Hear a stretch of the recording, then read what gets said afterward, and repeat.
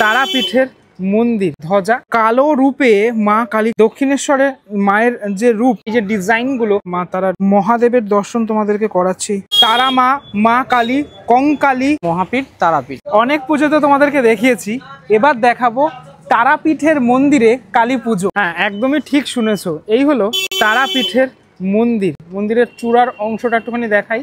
ওপরে রয়েছে ধ্বজা, আর একদম এই তারাপীঠের মন্দিরে মাতৃ আরাধনা এবছর করছেন দেওয়ানপাড়া সার্বজনীন শ্যামা পূজা সমিতি। ওদের এবার ৭৭তম বর্ষ। সত্যি ৭৭টা বছর, মানে বুঝতেই পারছো।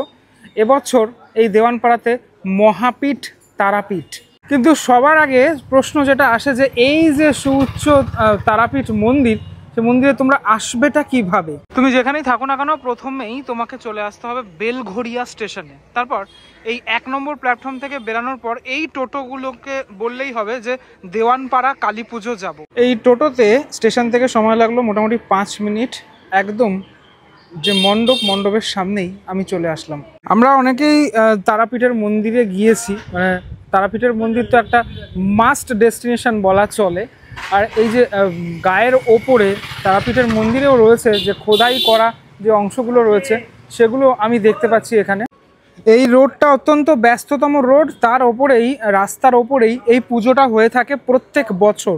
আর এখানে এই বাইরের অংশটাতে এই যে ফোমের যে কাজটা করা হয়েছে, তুমি দেখলে একদম মানে মনে হবে তোমার যে এগুলো ইটের কাজ, ঠিক আছে। অনেকটা তারাপীঠ মন্দির যেহেতু অনেকটা পুরনো, আমরা সকলেই জানি। এই যে কলকাগুলো থেকে শুরু করে এই যে ডিজাইনগুলো, সেই ডিজাইনগুলো টোটালটাই কিন্তু সুন্দরভাবে তৈরি করা। আর একটা মানে ইন্টারেস্টিং ব্যাপার হচ্ছে এই যে এখানে মায়ের যে রূপ, এখানে দুর্গা ঠাকুরকেও দেখতে পাচ্ছি, কালী ঠাকুরকেও দেখতে পাচ্ছি, মায়ের রূপ এখানে ওপরের এই অংশটাতে বিদ্যমান। তারাপীঠের এই মন্দিরের দুটো পাশেই ওনারা এখানে মায়ের বাকি যে রূপগুলো, সে রূপগুলো রেখেছেন এখানে ছবি। তারা মা, মা কালী, কঙ্কালী, নলতেশ্বরী, নন্দিকেশ্বরী, এই বিভিন্ন যে মানে মায়ের রূপ। বিমলা মা, বিমলা মাকে আমি দেখেছিলাম পুরীর যে মন্দির, সে পুরীর মন্দিরে বিমলা মাকে আমি দেখেছিলাম। তারা তারিণী, দক্ষিণা কালীকে তো দেখতেই পাওয়া যায় অনেক জায়গাতেই। এরকম যে মায়ের অনেকগুলো রূপ, সেটা দেখতে পাওয়া যাচ্ছে এখানে। আমি একটু সাইড অ্যাঙ্গেল থেকে যদি দেখাই, এই মন্দির খানিকটা দেখতে খানিকটা ঠিক এরকমটা লাগছে। এই ডিজাইনগুলোর জন্য আরও বেশি ভালো লাগছে দেখতে। এবার ধীরে ধীরে আমি যাব ভিতরের অংশটাতে, যে স্তম্ভের মতো অংশগুলো, এই ডিজাইনগুলো, আর এই তোমার অনেকটা পুরনো যেহেতু মন্দির, সেই ছাপটা ফেলে এখানে রাখা হয়েছে। আচ্ছা, এইদিকে যেরকম মায়ের রূপ আমি দেখালাম, এইদিকের রূপগুলো আবার আলাদা আলাদা রূপ আমি দেখতে পাচ্ছি। হ্যাঁ, হিঙ্গলা, বহুলা, গোদাবরী, রত্নাবলী, হ্যাঁ, কামাক্ষী, বিভিন্ন রূপ এখানে দেখা যাচ্ছে। এবার আসি মেন ঠাকুর ঘরে, মানে যেখানে মা রয়েছেন। এখানে দক্ষিণেশ্বরে মায়ের যে রূপ আমরা দেখে থাকি, সেরকম রূপেই আমরা এখানে মাকে দেখতে পাচ্ছি। মায়ের এই রূপদান করেছেন শিল্পী হরিপদ পাল অ্যান্ড সন্সের যে শিল্পী, তিনি করেছেন এখানে, ঠিক আছে। তো এবার যাই আমি ভিতরের অংশটাতে, দেখো কি অপূর্ব না মায়ের রূপটা। মায়ের সাজটা কিন্তু খুব সুন্দর হয়েছে। আমরা অনেকেই দেখেছি মায়ের যে মানে দক্ষিণেশ্বরে গেলেই মায়ের যে রূপ, ঠিক অবিকল সেরকম রূপেই মা এখানে সেজে উঠেছেন। একদম নিচেই রয়েছেন মহাদেব। আর সত্যি এই লাল রঙের যে শাড়ি মা পরে রয়েছেন, আর এখানে মুন্ডমালার যে তোমার কালারটা এইরকম এই অ্যাশ কালারের ওপরে বানানো হয়েছে।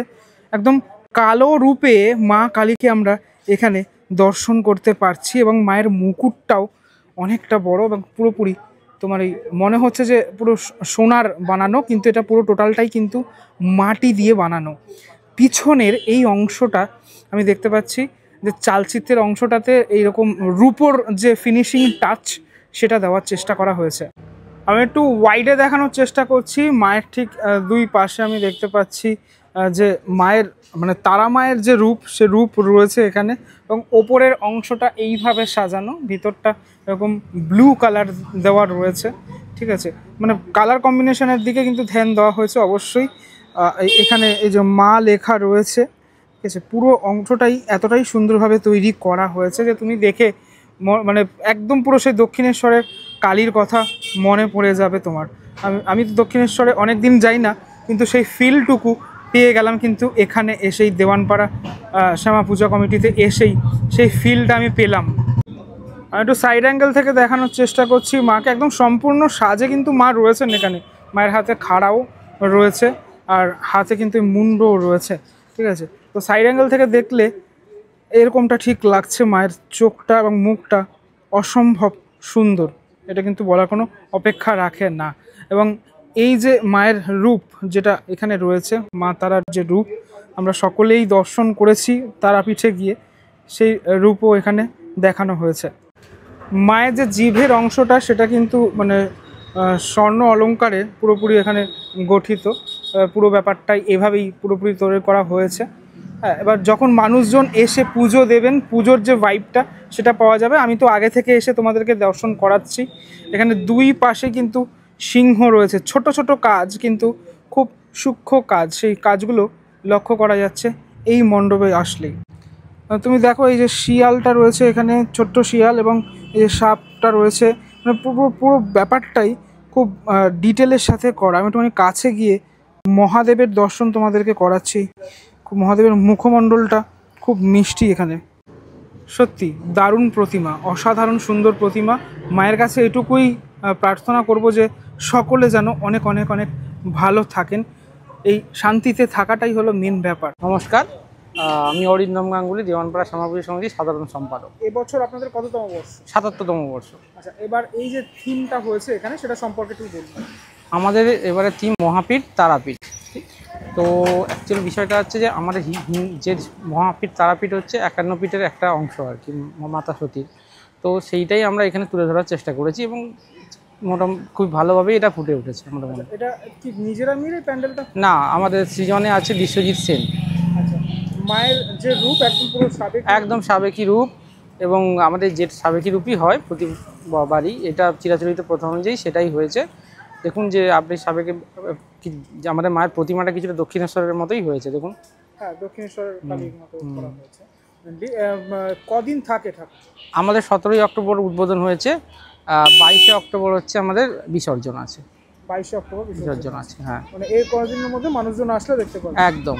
আপনাদের রুটটা বলে দিন, যেভাবে আসবেন। রুটটা আপনি যদি বাই ট্রেনে আসতে পারেন তাহলে হচ্ছে বেলঘড়িয়া স্টেশনে নামবেন। যদি টোটো করে আসেন তাহলে বেলঘড়িয়া স্টেশনে ১ নম্বর দিয়ে বেরিয়ে ১ নম্বর যে টিকিট কাউন্টার আছে ওখান দিয়ে বেশি প্রিয়া মোবাইল পার্কের সামনে যে টোটো স্ট্যান্ড আছে ওইখানে টোটো বলবেন, দেওয়ানপাড়া শ্যামা পুজো সমিতি ঢাকেশ্বরী মিষ্টির দোকানের সামনে, এখানে বললেই এখানে নিয়ে আসবে। আর যদি অটো করে আসেন তাহলে ওই আমাদের স্টেশনের সামনে অটো স্ট্যান্ড থেকে অটো ধরে জলকল মোড় বললেই দেওয়ানপাড়া শ্যামা পুজো সমিতি আসতে পারবেন।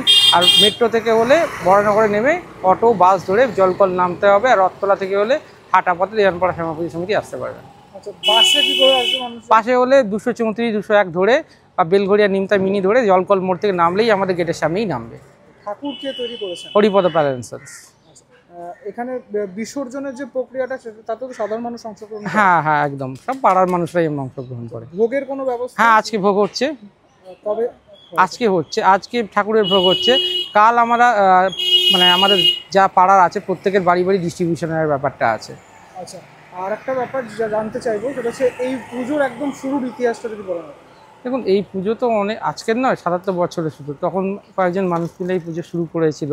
এই পুজো তো বিভিন্নভাবে বিভিন্ন মানুষ করেছে পর করে আজকে আমরা এই এটা করছি কয়েক বছর।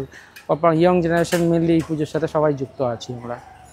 আচ্ছা, মায়ের তো প্রত্যেকটা রূপ আমি একটা সাইডে দেখতে পাচ্ছি এখানে দেওয়া রয়েছে। একদম। আচ্ছা, প্রত্যেক বছর কি আলাদা আলাদা থিমের প্যান্ডেল? প্রত্যেক বছর। আগের বছর ডিসনিল্যান্ড ছিল। ডিজনিল্যান্ড ছিল, হ্যাঁ। রাস্তার উপরেই পুজোটা? রাস্তার উপরেই, এখানেই আমাদের পুজোটা হয়। আগত দর্শনার্থীদের উদ্দেশ্যে যদি কোনো বার্তা থাকে? দর্শনার্থীদের বলবো আপনারা আসুন এবং তারামায়ের মণ্ডপ, আমাদের যে মণ্ডপ হয়েছে এক মহাপীঠ তারাপীঠ, দর্শন করুন।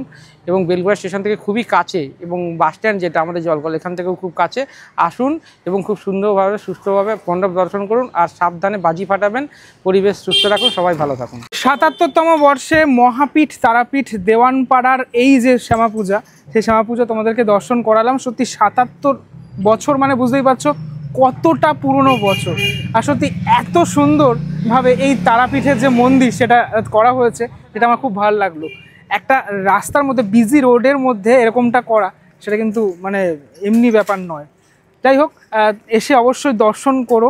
এই বেলঘড়িয়া স্টেশন থেকে একদম কাছে, হ্যাঁ, পায়ে হেঁটেও আসা যায় এখানে। কেমন লাগলো ভিডিওটা সেটা আমাকে অবশ্যই জানিও। পরবর্তী ব্লগে দেখা হচ্ছে খুব শীঘ্রই। ততক্ষণের জন্য বিরতি নেবো। ভালো থেকো সবাই, টাটা।